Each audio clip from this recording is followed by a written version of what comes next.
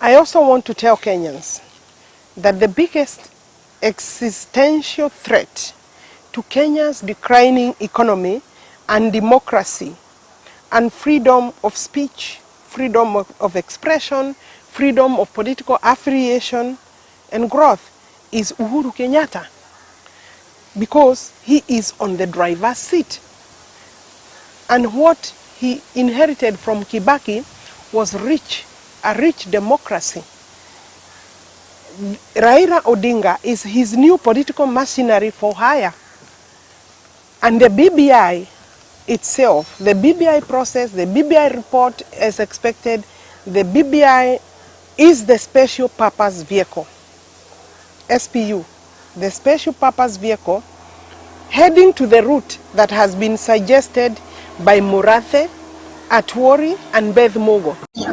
I was hopeful that in this new year, the women will take their rightful position in the society and not become abusive. What Honorable Wahome said and the words that she used were violent rhetoric words, which she should not have used, given that she's also a senior member of parliament and given that she's been fighting for the rights of Kenyans for a long, long time. Words like Raila is mercenary for hire, it is easy to become a mercenary for hire, but when you look at Raila's history and Raila's life, you will definitely know that he has never and will never be a mercenary for hire. She was reading a script that was written to her, written for her by somebody else, and that's why she was so confused, and she was stammering. Honorable Wahome is an eloquent politician, but when you saw her stammering like that, she was actually reading a script that was given to her. When she talks about what was special personal vehicle, and she says that stands for SPU.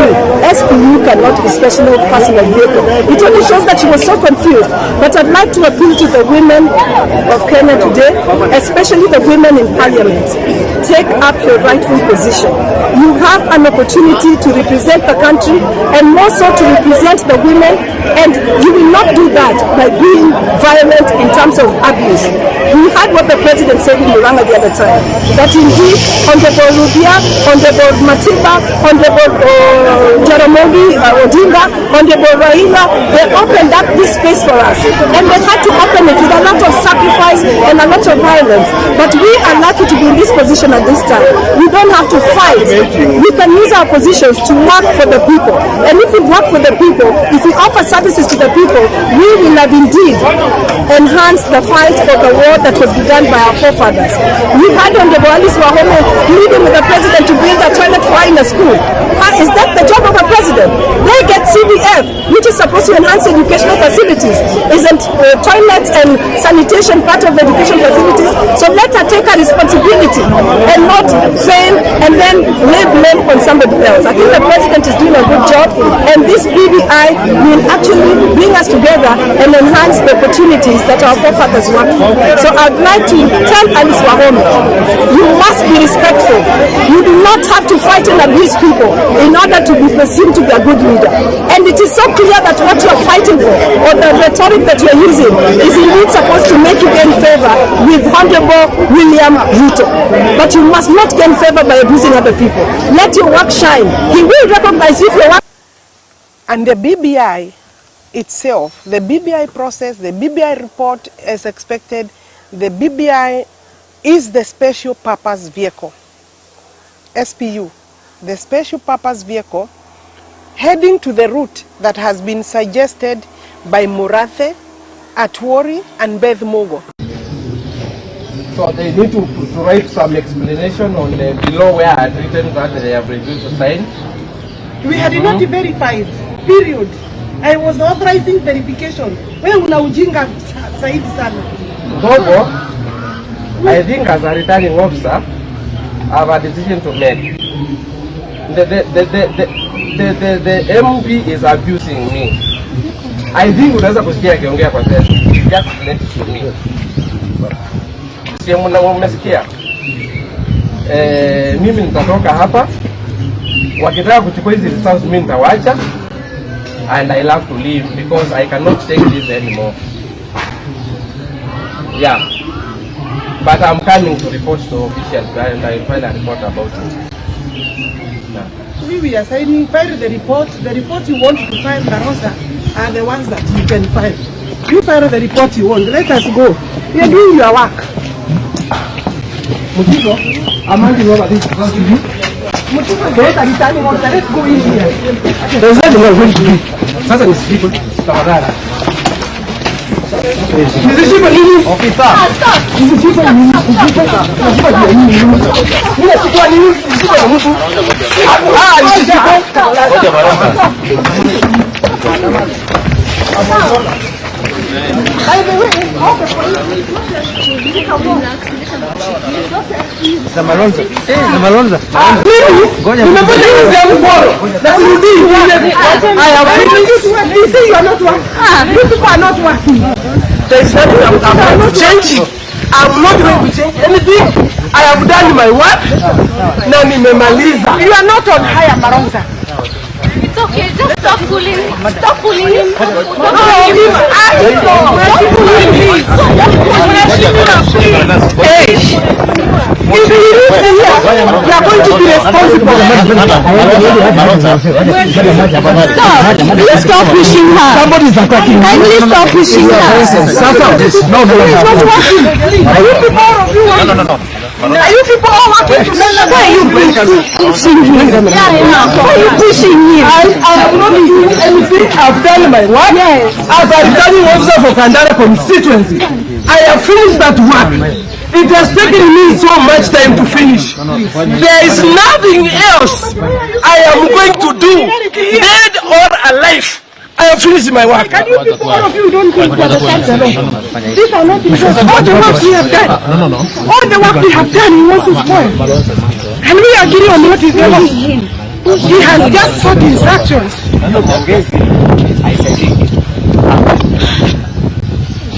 I've done my work. I'm not changing anything. So the Binguni to vote. I am an officer who has to make decisions and stand by them. If I have any reason to believe that they are right, I've done that. Let's go and sit down. Let's go and sit down. If this man lives here, the people here will be responsible. You cannot leave. You cannot leave. Msifuate kwa kaeni huko. Hii kaeni huko.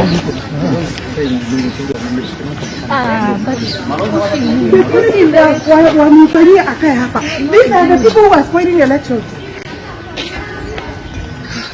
What are you recording? Hey, I'm doing from the media. I also want to tell Kenyans that the biggest existential threat to Kenya's declining economy and democracy and freedom of speech, freedom of expression, freedom of political affiliation and growth is Uhuru Kenyatta, because he is on the driver's seat. And what he inherited from Kibaki was a rich democracy.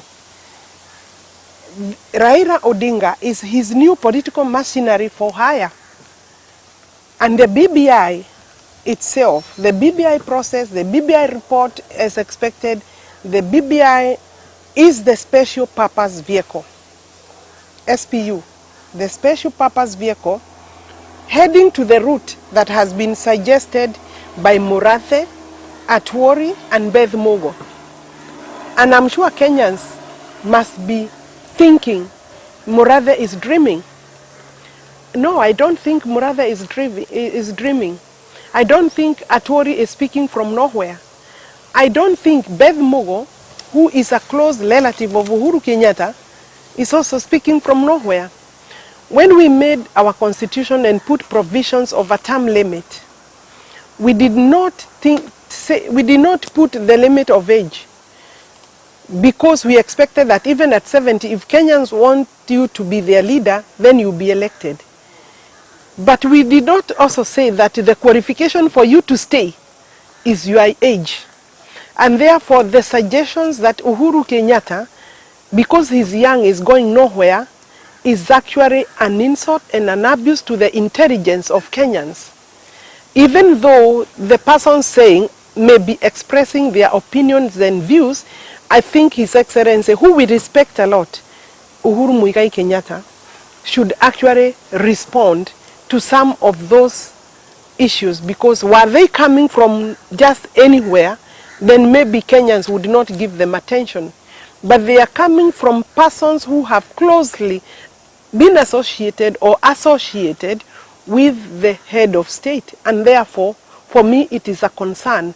Should we allow an executive who has served, a president who has served for 10 years, then be the maiden to actually change the constitution for benefit? You know, in Parliament, even if we wanted to change anything, any regulations or laws regarding the benefits and welfare of the members, the sitting Parliament who do that then are not allowed to be beneficiaries. And therefore, were we even to change the constitution and put in the provisions of a prime minister, my honest view is that Uhuru Muigai Kenyatta cannot then be allowed and should not agree to be drawn into that arena where then he would be a candidate. We cannot go the 1992 route. When we changed the Section 2A, we failed to also determine whether President Moi should run or not, and we left it open. If then Kenyans were to go that route of changing the constitution, we must also proscribe, we must also reject and put a provision that will bar a president who has served for this period from running for any office that has executive powers or otherwise of this country. Otherwise, Kenyans will have worked tirelessly in vain during the clamor for democracy and multi-party freedom. And definitely, if this country then goes the route of thinking the Murathe way, then this particular year will be harder than 2019, even as we wish Kenyans a better year, because the agenda for 2020 seemed to have been set by Atwori, by Murathe, by Beth Mogo. Why would then the president not take off with an agenda for economic sparring of the country? Why can't we even put aside the BBI? So far, it has produced nothing. And you know, many of us actually agreed to support it when the report came. But it was returned back. And I mean, Kenyans are confused up to now why it was returned back. And for me, I think we should now actually just leave it completely and abandon it. Because if you think you have made a mistake, you don't have to dwell in the mistake. You don't have to live in the mistake. The constitutional framework, the document itself, is a result of serious deliberations by Kenyans. You remember, to reach where we reached in 2010, many people had died. Many people had lost their property. People had been detained in the clamor for a new constitutional dispensation. It was not about one person or two people. And therefore, from the word go, for two people to sit and say we greet each other, that is well enough. It's good. But release the process entirely to the masses, to all sectors of this country, and provide a clear, structured engagement mechanism. We don't have any. You cannot engage from a committee that has no legal background. If you want to sue that committee, you will be having problems because you are unable to say they have gone against provision A or B or whatever. You know, for us to review and audit a constitution, do we not need maybe to audit and hear Kenyans first before we now create a committee that is also not representative? That committee was also appointed by His Excellency and Raila Odinga. You cannot do that for Kenya. and especially if the document you are talking about is the Constitution of Kenya that is supposed to bind all of us. So there are fears, yes, because I am aware, even looking at the prosecutions that are taking place today, unless you want to be dishonest, and Kenyans have gone a long way on the road of speaking the truth and speaking their mind. The prosecutions that are coming up, many of them against politicians, are skewed. And I'm not saying those cases possibly should not be there, but they are skewed. They are those who ought to be in court, but they have been told, remove yourselves from this particular political affiliation and you'll be free of prosecution. We don't need to mention the names. Some of us have information of who should have been in court even first before others, but that has not been done. Of course, I personally know that calls are coming, meetings have been held to determine or decide what should happen to me or what should be done to me because of a few statements that I have made, maybe like the one I have made or like the one I made during the burial of Rubia. You know, it would be very bad if in a burial of Charles Rubia, you do not speak to the space of democracy, to the freedom of speech, to the freedom of political affiliation, political choices. Knowing that, of course, choices have consequences, no problem. But Kenyans must have their choice to follow their thoughts, their mind, their political affiliations without any fear of reprisal or intimidation. And that's what I meant. And I'm glad that His Excellency the President responded to me and said he will guarantee, he will not guarantee, he will actually ensure that his government is going to promote and guard the political and democratic space that we have achieved so far. But I hope that also goes with the deeds. I know since then, one or two people have already been assigned, and they have told me they have been assigned to fight me politically.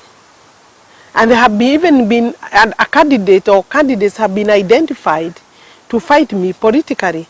And I made just a very innocent and meaningful statement. And Lily, if you cannot say that during the burial of Rubia, then I think then even going for that burial would be an action in vain. We even need to compensate the families on behalf of the departed. When you implement the report, you actually come up with a committee for implementation so that then, you know, it's not necessarily prosecution. I don't know, you know, most TJRC reports are more reconciliatory, not prosecutorial. I think there would be elements of prosecutions, but I think largely most TJRC reports recommend reconciliatory methods, compensatory methods. They recommend reconciliation. They recommend forgiveness and acceptance that this happened and move on. And I think, therefore, I would support largely that kind of a route. And of course, restitution of property if it was taken. Or if you stole, you restitute to the state. Those who lost their own properties, restitution to them. Largely, those are the methods that TJRC's appropriate written report for TJRC is supposed to win-win, bring a win-win situation and a healing. You know, healing is a major aspect of a TJRC report. Forgiveness is a major report. Embracing each other and accepting that we have to move on. And of course, even saying sorry, you know, and some form of compensation and restitution. Those are key. And in terms of the Dongo report, we know some people are still keeping public money and public properties. There are those who are still stealing